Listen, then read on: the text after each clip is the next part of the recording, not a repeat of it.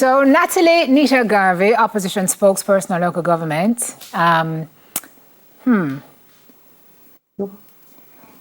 Okay. Has given her views on what's been happening at Crab Circle. I'm sorry, guys. I'm just looking at the prompter and trying to make a little sense of it. She joins us this morning to talk us through what she thinks happened in terms of failure to enforce, whatever else her views are on the matter. She joins us. Thank you for joining us, Madam Natalie. Good to have you. Morning, Mrs. Nita Garvey. How are you? Morning to you both. I believe it's a little early for me this morning because I got in fairly late, but always glad to join you. Yes, but that's a story of your life, no? Well, pretty much. Pretty much. Not a good life, but pretty much. Oh gosh. So let's talk a little bit about what's been happening at Crab Circle. Yeah. You've made your views very clear. Many agree, some are not in agreement. For those who have not yet heard, let's hear what your thoughts are on this matter. Well, Simone, the thing is, I like street food. And I think many Jamaicans enjoy street food. I mean, I enjoy a good jerk chicken. I enjoy a good pan chicken. I enjoy soup on the road. But I also know that as it relates to food safety and our health, that there are regulations in place to ensure that our population can be safe while we consume same. Usually, you might find a pan chicken man or a jerk chicken man this week, one in one location. He's not there in the next location. And so it might be difficult to monitor those all the time. While there are certain standards set, it is difficult to manage them because they are pretty mobile. In this case, there is an establishment at Crab Circle, which was upgraded thanks to Jerry and Nephew, who invested $13 million, which they did not spend themselves. They gave to the KSAMC, the Kingston and St. Andrew Municipal Corporation. They were given that $13 million to upgrade Crab Circle. But it did not include, as part of their memorandum of understanding, it did not include infrastructure works. And therefore, what you're seeing as a physical structure is what Reneville would have agreed to. They did not agree to put in any bathroom facilities or any water supply, etc. No, the Kingston and St. Andrew Municipal Corporation would have had as its responsibility to put in the bathrooms, to put in adequate flowing potable water. And so I'm surprised to hear the mayor speak to the fact that a 500-gallon tank is there. That 500-gallon tank is there to serve several vendors who are using water for the entire period of the day that they are there every day.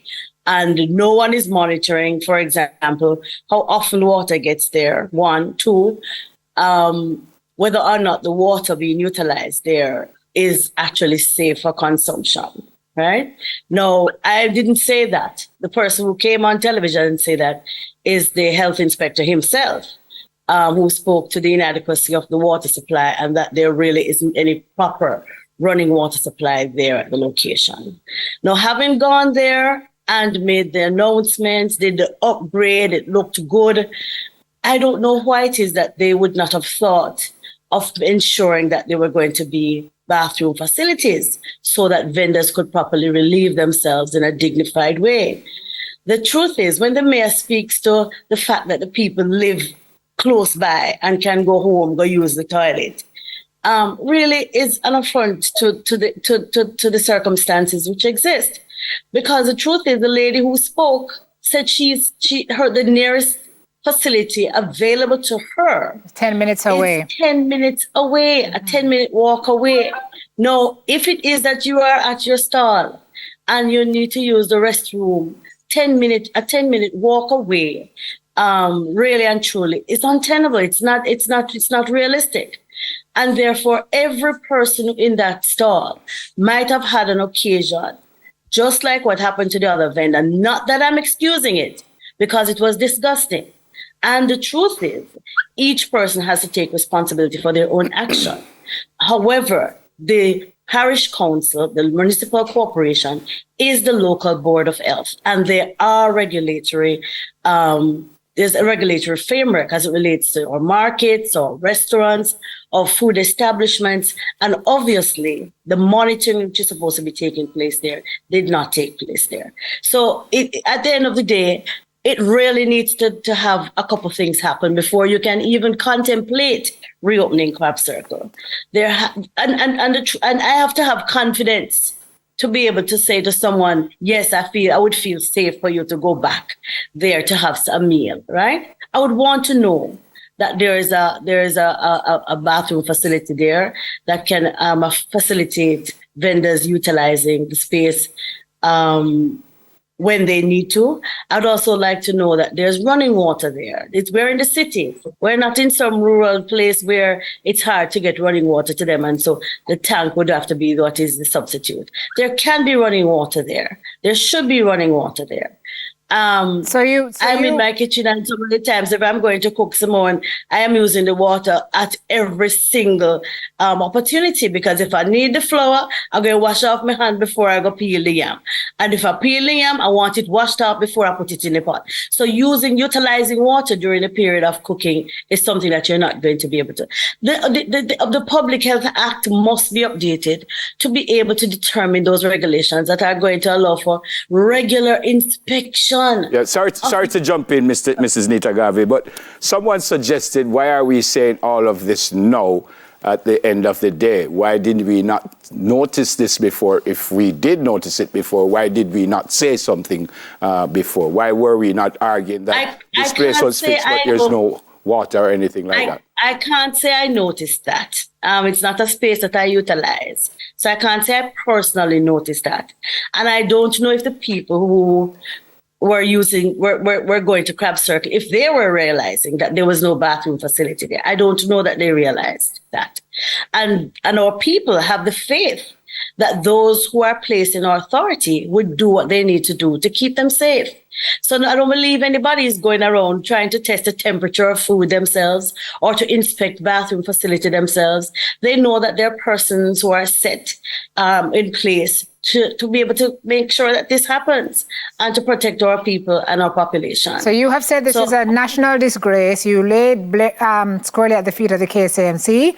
Mayor has responded to say you are incorrect in some of your assertions, but he has said that no vending will return to the area until both the municipality and the Public Health Department are satisfied that the legislative public health requirements are met. So for you, what you want to see is water, what you want to see are bathrooms.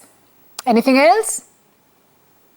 And I would like to know that there are going to be regular inspections thereafter, because we would not be able to just rely on the fact that persons are going to comply at every step of the way. And the public needs to know really and truly that people have food handlers permits. We don't even know if that is happening there. If they do, and how many of them do. Yeah, Nobody's checking. Again, I'm going to jump in, and I apologize for that. You mentioned the pan chicken people. Are you suggesting that something should be done about them too before we run into this problem? There's a story in the newspaper this morning, and there was one pan chicken vendor that he's a little bit concerned that maybe them going run come and say, boy, I'm not having a bathroom facility either. What are you suggesting should happen to those people? Well, once you decide to set up a pan area, a vending area, you must be able to determine where that source, where your restroom source is going to be.